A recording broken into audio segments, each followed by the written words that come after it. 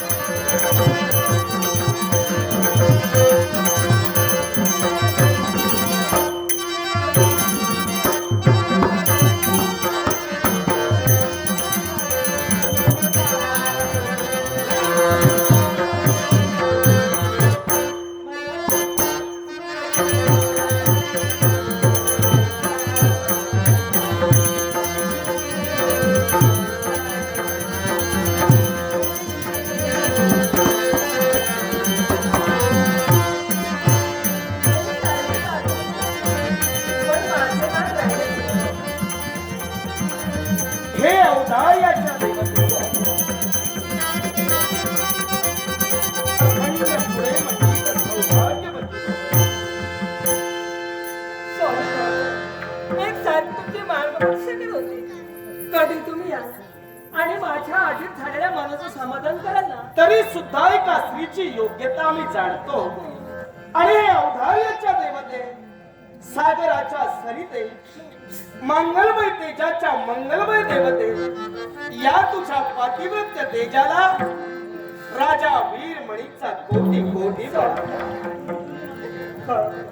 अगदी समाधान. कारण स्त्री ही ठरली तर सती न पेक्षा ती उकिरड्यावरची माती होऊ शकते. स्त्री ही 42 कुळांचा उद्धार करते. नाचते भार्या समोवती, नाचते भार्या समोबंधू, नाचते भार्या समोसहाय्या. पतीचा धर्मसंग्रह आहे. पत्नी सारखा दुसरा मित्र कुणी नाही. तिच्या सारखा दुसरा बंधू कुणी नाही. अगदी पतीच्या सुख दुःखात पत्नी अर्धाधिक वाटेकरी नसते. म्हणून तिला संसाराची सहधर्मचारिणी सुद्धा म्हटलं जातं. आणि वीरांगणे तुझ्या रूपानं या राजा वीरमणीच्या संसारात तू प्रवेश केलास. खरोखरच माझं मन हर्षभरित झालं आणि या तुझ्या महालात माझे पाय लागले.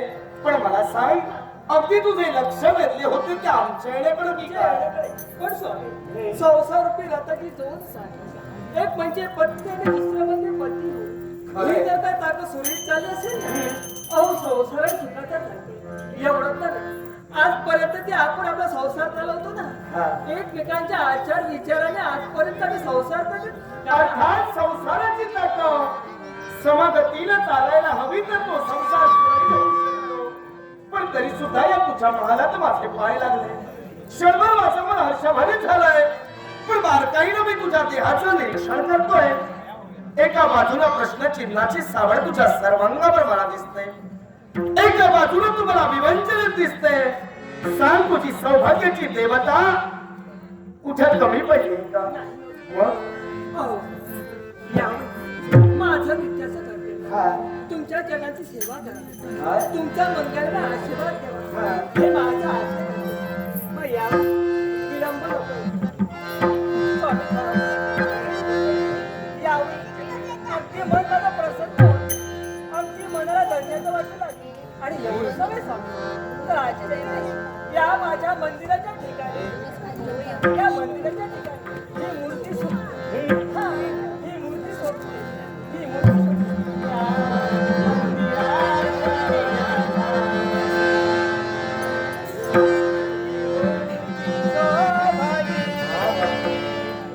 किती माधुर्य भरलंय तुझ्या शब्दात.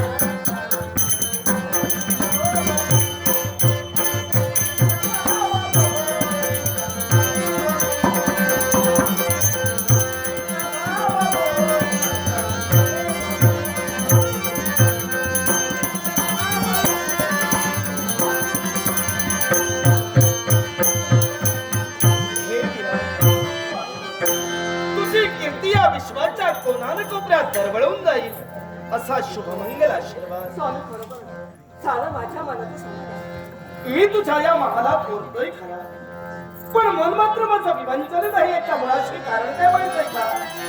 हे अस्त्रांचे सडे मौतिकांच्या रांगोळ्या दारोदारी पुढ्यातून उभारली गेली आणि ही भयंकर रोषणाई का माहितीये का? 12 वर्षानंतर माझा कनिष्ठ भ्राता तुषार या आपल्या राजप्रासादी आलाय, पण बंधुभेटीसाठी या तुझ्या महालात तो येणार आहे. उपस्थित नाटरसिको, सन्माननीय चंद्रकांत मेस्त्री गुरुजी, सन्माननीय चंद्रकांत मेस्त्री गुरुजी, राहणार भरणी सुंदरवाडी यांच्याकडून आमच्या संगीत साथीच्या कलाकारांचा गौरव करण्यासाठी हे बहुमोल 500 रुपयाचं पारितोषिक आलंय. सन्माननीय चंद्रकांत मेस्त्री गुरुजी, राहणार भरणी सुंदरवाडी यांचे मनपूर्वक आभार मानून पारितोषिकाचा स्वीकार. आणि भयंकर रोषणाई या बंधू भेटीसाठी माझा तुषार इथे येणार आहे. अर्थात उत्सुकता मात्र माझी शिगेला पोहोचली आहे. केव्हा एकदा तुषार आपल्याकडे येईल, खळबळून शुभाशीर्वाद केव्हा देईल अर्थात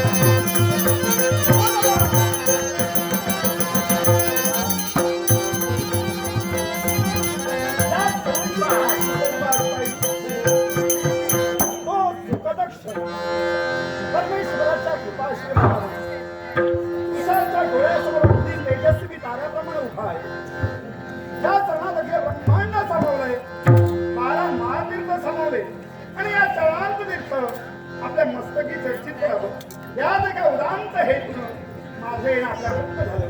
देवा तुम्हा उभयतांना मंगलमय शुभ देऊ, आमच्या अस्थिर झालेल्या मनाला स्थैर्य प्राप्त करून द्यावं. देवाचे स्वामी पहावे देवाचे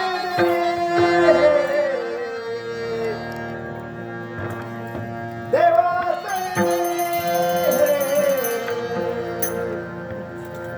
दादा तुम्ही हो दैवत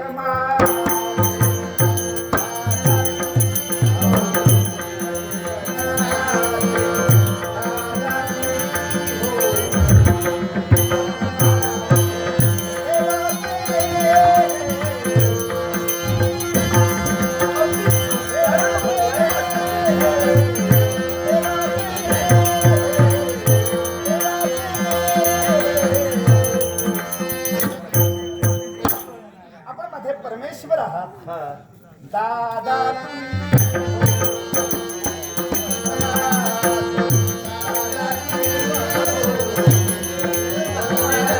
आणि सारा संसार संपन्न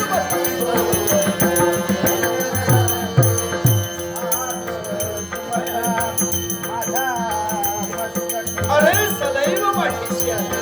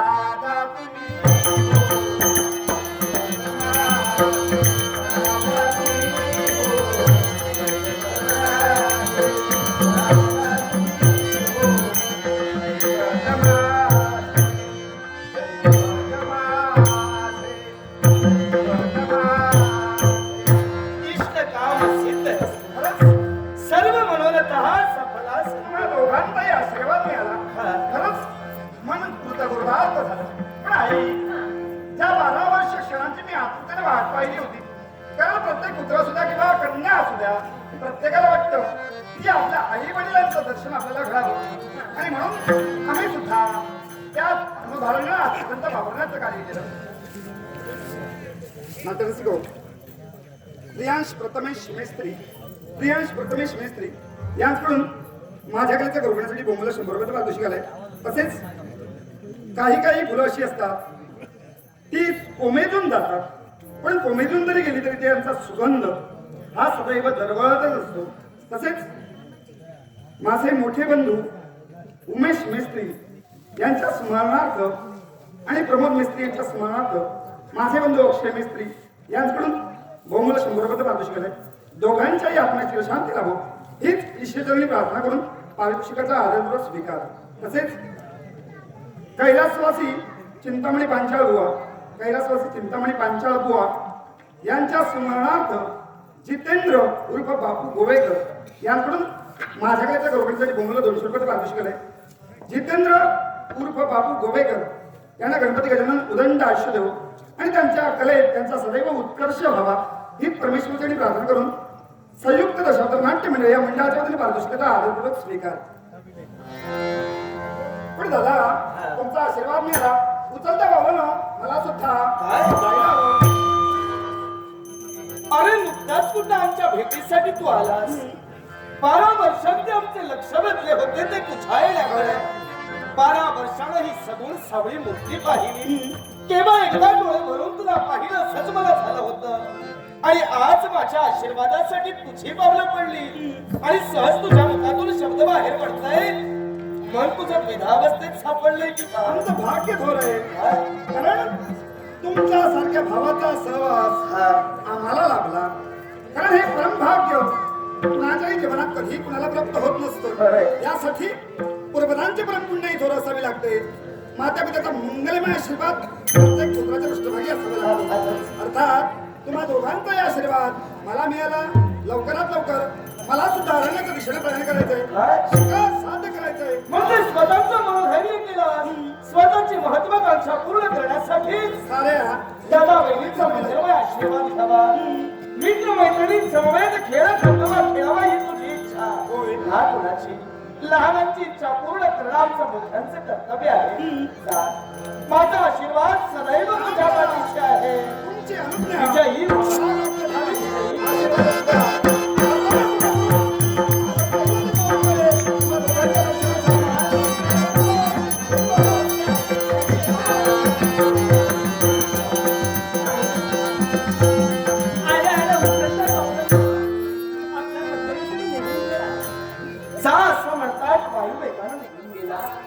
म्हटलं विश्रांतीसाठी तुझ्या महालात माझे पाय लागले.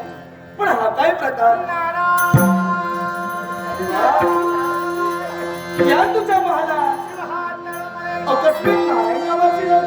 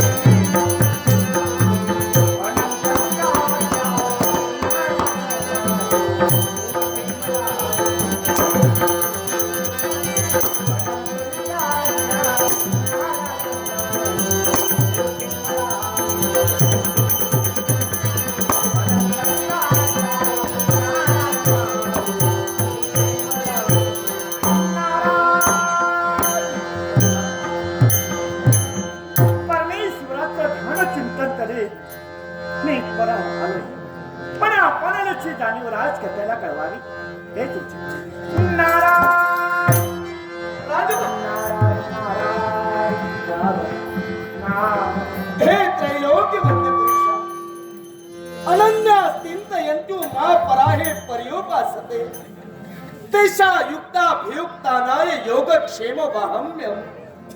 जे जे आपले सद्भक्त आपल्याला अनन्य भावे शरण येणार आहेत त्यांचा योगक्षेम स्वतः आपण चालविणार आहात. अशा त्रैलोक्यवंद्य पुरुषा सज्जनांचा उद्धार व्हावा, दुष्ट दांभिकांचा हनन व्हावं. दक्ष प्रजापतींच्या शापानं ज्यांना औढ घटकात धारा नाही या चिंतामणी पादुकांच्या सहाय्यानं स्वर्ग मृत्यू पाताल या तिन्ही तराज्यांची सारखी प्रबंधी अशा त्रैलोक्यवंद्य पुरुषा आपल्या पदकमली आम्ही लीन आहोत. या आशीर्वाद. हे वीरमणी राजा, स्तुती माझी केली, नमस्कार केलास. नमस्कारासाठी पात्र आहे, पण आशीर्वादासाठी वर्षी, कोण शब्द आपल्या मुखातून बाहेर पडतायत? तू नमस्कारासाठी योग्य आहेस पण आशीर्वादासाठी पात्र नाही. सांगा देवर्षी, राजकर्ता आपल्या जीवनात कुठे चुकलाय का? मग आपल्या मुखातून असे शब्द का बाहेर पडतायत? अरे एका एका सारे धर्माच्या चरणाशी नतमस्तक झाले. त्यांना आशीर्वाद देता एवढ्यात प्रत्येकाच्या मुखातून बोल निघाले, राजा वीरमणी स्वामी आहे. राजा वीरमणी स्वामी आहे. लाख बांधवांचं संरक्षण करणं माझा जबाबदारी आहे. जबाबदार पूर्वक वागणारा राजकर्ता स्वार्थी आहे. तेवढच आपल्या मुखातून निघालेले शब्द माझ्या लक्षात आले नाही. आपल्या एक एक शब्दानं माझ्या काळजाचा वेध घेऊ लागले. सांगा ना राजा, आपल्या जीवनात स्वार्थी तो कसा? मला सांग रे राजा, ही राजगादी तू उपभोगतोय आणि इतरांवर तुझं लक्ष नाही म्हणून सारे जण तुला स्वार्थी का म्हणताय? अरे पहारे, एक सारखे धाय मुकून रडतायत ते, त्यांच्या जीवनाचे हाल होत आहेत.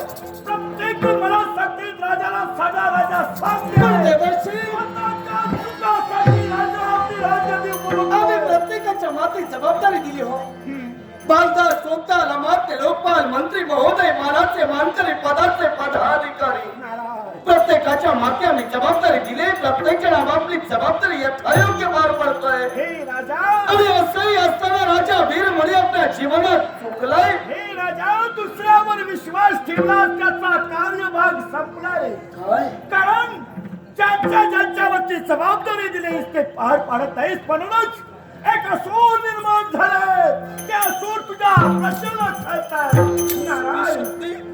देवर्षी, आसुरी शक्तीला जर का थैमान घातलं असेल, जनतेचं जनजीवन जर का विस्कळीत होत असेल, लहान लहान मुलं आपल्या आई विना जर का पोरकी होत असतील, घेतला निर्णय योग्य वेळी योग्य निर्णय घेणं माझी जबाबदारी आहे. ऐक राजा, वीरमणी, ते असुर कोण असते? चक्राक्षणिकाला असं कोण असुर तुझं प्रजेला छळण्याचा प्रयत्न करताय? त्यांचा बीडमोड करण्यासाठी सांग. आनंदाने जा तुला. मग देवर्षी, तो मला डाग लागलाय तो दूर करण्यासाठी आपल्या आशीर्वादाचा भंग कवच माझ्या पाठीशी असू द्या.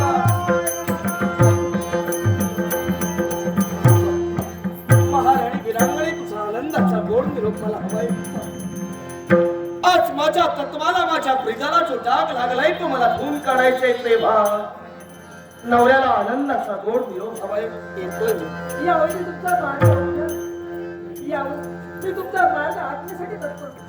आपण राजकारच्या लाटाचे पोषण द्या आणि आपल्या पुढे आलेलं संकट दूर करणं हे तुमचं कर्तव्य. मग हे वीरांगणे माझ्या मुखातून निघालेले शब्द आहे. विजयाची विजयश्री प्राप्त झाल्यानंतर प्रथमदर्शनी पावलं पडतील ती तुझ्या गतीने. आणि असं जर झालं नसेल तर वीरांगणे तुझी माझी भेट स्वर्गाचा